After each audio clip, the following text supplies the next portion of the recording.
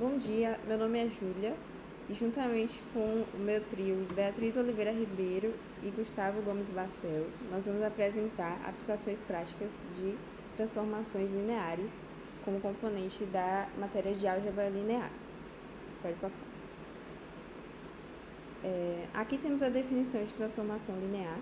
A gente precisa entender que, primeiramente, é uma função entre dois espaços vetoriais que preserva as operações de soma e de multiplicação por escalar. Isso significa que, quando a transformação é aplicada, as propriedades algébricas do espaço são mantidas. Então, formalmente, a gente tem na letra A que a multiplicação de t por u1 mais u2 é igual, ou pode ser igual a t multiplicado por u1 mais t multiplicado por u2. Isso mantém a propriedade de soma. Já na letra B, a gente tem que t multiplicado por um escalar é igual ao escalar multiplicado por t, ou seja, a propriedade de multiplicação se mantém. Essas duas condições, elas garantem que a gente está diante de uma transformação linear. E existem algumas propriedades que se tornam exemplos práticos dessas transformações. Aqui, a gente tem a primeira propriedade, que são as rotações. Ela mostra um tipo específico de transformação linear, onde é uma operação que gira vetores ou pontos em torno da origem, sem alterar o tamanho dele ou a forma. Então, ele muda apenas a direção dos vetores, mas mantém as relações geométricas entre eles. No exemplo que a gente colocou, mostra a fórmula f de x e y igual a x cosseno do ângulo menos y cosseno do ângulo, e a outra coordenada x seno do ângulo mais y cosseno do ângulo, que descreve matematicamente esse giro.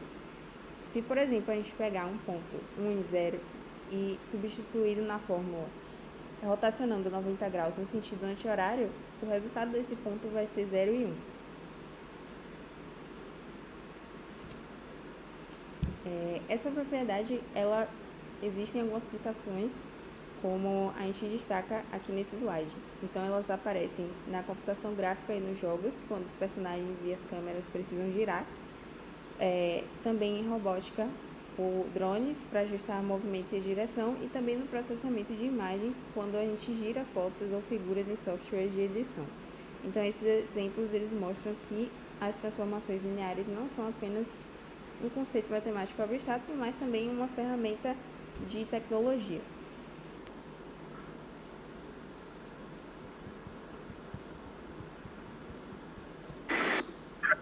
Falando agora sobre outro componente, vamos falar da reflexão. E o que é?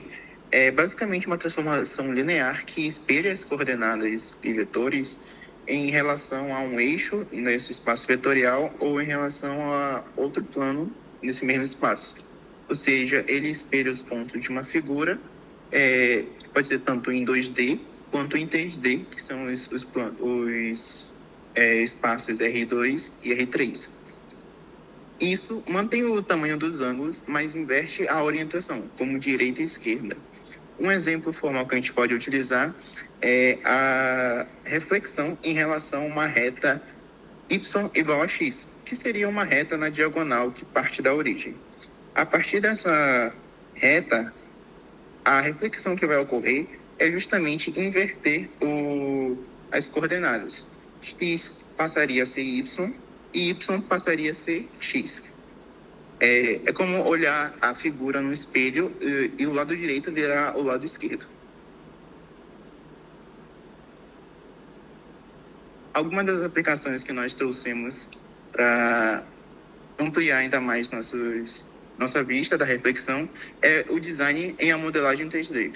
E ela cria essas simetrias e espelhos justamente para conseguir facilitar o manuseio das medidas, a arquitetura, que justamente é repetir essas partes simétricas de um projeto, e na robótica e na física, que espelha os movimentos a partir de um referencial. A terceira propriedade é o cisalhamento, em que, como nós podemos ver na figura, abaixo é como entortar a figura em uma direção, preservando suas linhas retas e paralelismo, porém alterando alguns ângulos e a forma. Ou seja, ela acaba por deformar sem girar e nem espelhar. é como uma transformação 2D. E aqui abaixo nós temos um exemplo em que temos o f com o x e o y, porém a imagem ao lado seria x mais k vezes y e y. Então, nós vemos que no y último é a mesma coisa, porém no x mudou. A imagem ficou invertida.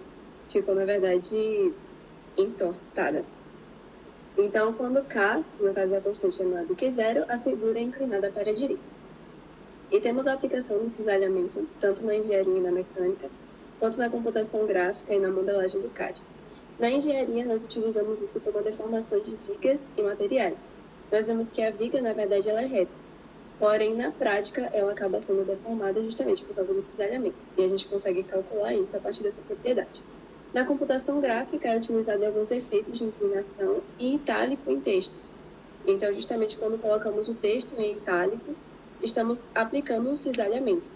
No caso, entortando a figura para o lado sem transformar sua formatação. E a modelagem do CAD é justamente o ajuste fino de formas também. Outro assunto é a mudança de sistema de coordenadas, que também é uma transformação linear, porém não move o ponto. Ela é sobre a mudança de referencial.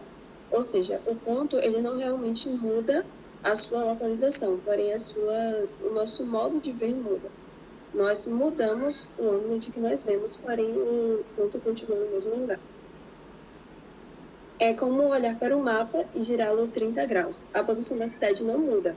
Só muda onde fica o norte do seu desenho. As coordenadas daquele ponto mudam somente porque os conjuntos de eixo mudou, mas não significa que a cidade saiu do mesmo lugar.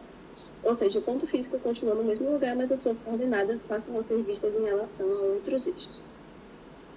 E nós temos um exemplo aqui, em que nós temos o ponto 2x e 1 para y, em que se a gente girar ele 90 graus, a matriz de rotação seria essa. No caso aqui, π sobre 2, 90 graus. Aqui é a matriz de rotação do vetor. Porém, para girar os eixos, nós utilizamos o inverso ou sua transposta, que corresponde a essa formulada aqui. E aqui nós conseguimos ver que o ponto que antes era 2, 1, acabou virando 1 e menos 2. Porém, o ponto em si ele não mudou de lugar, só mudou o seu referencial. E nós temos a aplicação disso na análise estrutural da engenharia, ou na engenharia, em que mudamos para um eixo local, e isso ajuda a calcular os esforços, por exemplo, eixos alinhados com a rampa ou com a viga. Na robótica e na dinâmica de corpos rígidos, converter entre coordenadas globais e locais para controlar movimentos é justamente uma aplicação dessa habilidade também. Nos gráficos e na computação, nós temos isso como uma forma de transformar coordenadas de objetos entre sistemas de câmera, tela e mundo. Ou seja, a câmera, a tela, que é o que a gente consegue ver, e o mundo real, que é ali que está acontecendo. O GPS em mapas também, porque converte entre coordenadas geográficas e coordenadas planas do mapa. Aqui são nossas referências, utilizamos alguns livros e essa é a nossa apresentação.